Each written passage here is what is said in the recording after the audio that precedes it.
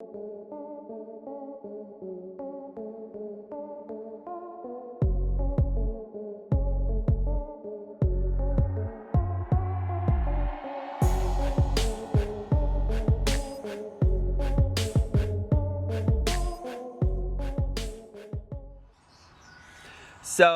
I wanted to tell you guys kind of the qualities of my top 3 favorite Packers I ever had, and kind of the differences and the nuances about them.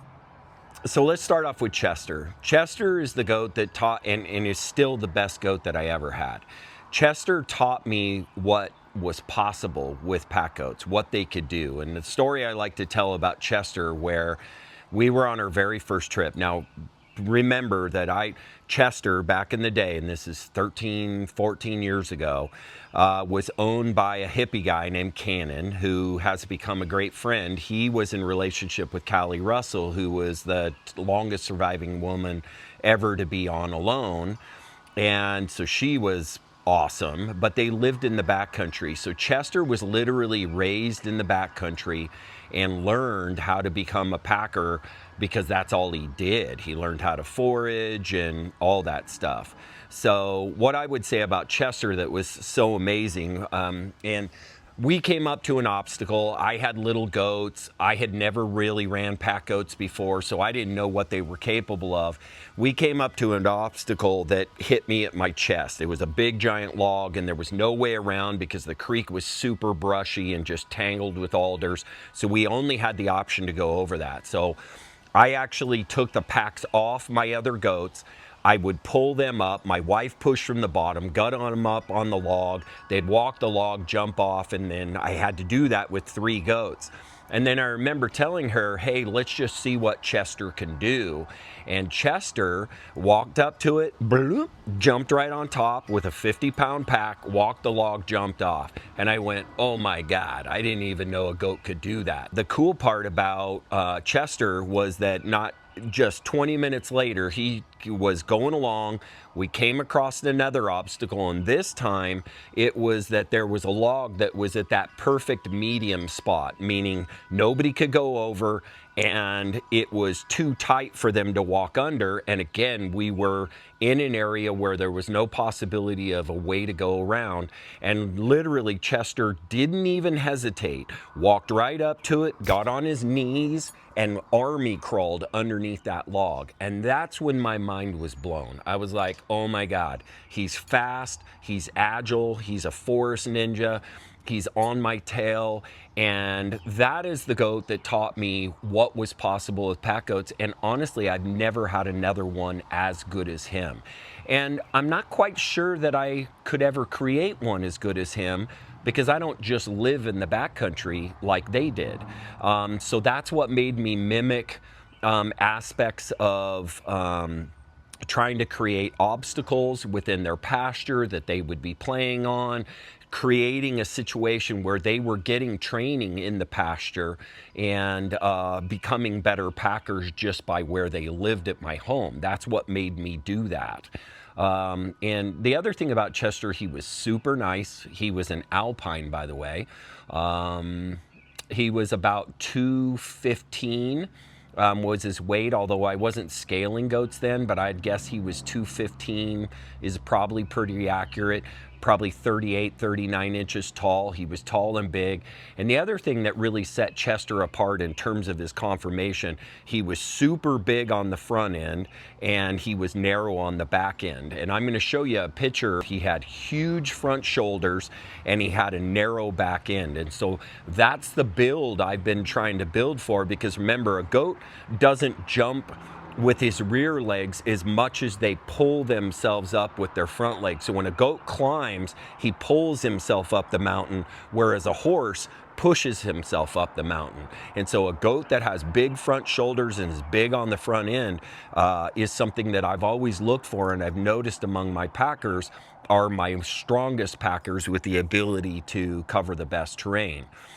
So that was Chester. And Chester was kind. He only led the string out of desire. So that's another thing. He was my string leader for his whole life, but he was scared of everybody else. So when the other goats were behind him and being mean to him, they would horn him from behind, but he would live or die to be on my butt. And when the other goats began to fall back, he would roll up front and he would just beat them with desire. So that was the best goat I ever had. The second best goat I ever had was Slick. And Slick is a pure La Mancha. And a lot of you, because he's more my recent packer and I have that herd that I helped to place goats out of, that I got Slick from, Slick is the second best goat I ever had. Now, by comparison, he was smaller than Chester. Slick only weighs like 187, 190. He's 10 now. He's retired. He gets to hang out in the pasture and he doesn't go on the trail anymore. But Slick's characteristic, in the same way that Chester's characteristic, was that Slick was a goat that led out of desire as well. He was not a goat that led out of being an alpha. He did not beat the other goats back. He led the string because nobody else could keep up with him. And the same thing as Chester. He wanted to be on my butt, but he couldn't be until the other goats were starting to get tired, and then he'd walk in front of them because they would begin to fall behind and he'd take the front position, and then he ended up being in the front position. And it wasn't until he was probably 6 or 7. By the way, Slick led my string at 3. So he was a stud from the beginning. He was really, really exceptional. Now, Slick, I would not say he did not have the forest ninja skills that Chester did to be able to jump on logs in the same way he did, tight walk stuff, walk on his knees.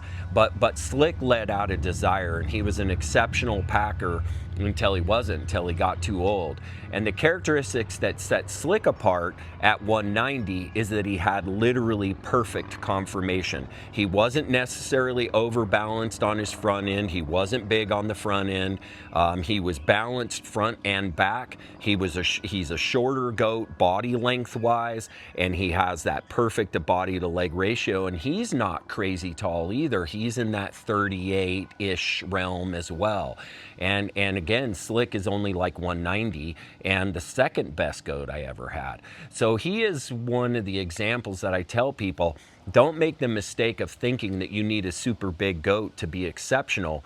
The 2 best goats I've ever had, including all the best goats I ever have been sub 215. So that's the sweet spot, is kind of that 190 to 215. And those are 2 really great animals. Now, honorable mention would be Thorn and Ridge. Thorn and Ridge were also exceptional. Ridge was a forest ninja. That goat could jump anything. And by the way, he was also only about 185, 190.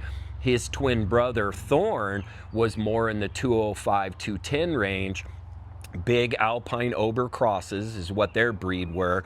Super kind, good goats. Ridge was a little more goat aggressive. Thorn was just go along, come along. He ran my herd in the pasture, so he was the pasture alpha. But on the string, he would lead. He didn't really care if he was number 1, number 2, number 3, but he was just steady Freddy. Thorn was one of the most amazing goats. He also had a big front end and a narrow back end, where Ridge was more balanced, and Ridge was really thin. He was super thin. His ribs were always sticking out, where Thorn had a little more meat on his bones. So that's kind of the honorable mention with those other 2, and I hope that kind of gives you an idea. I thought it might be kind of fun for you to hear about the best packers I ever had.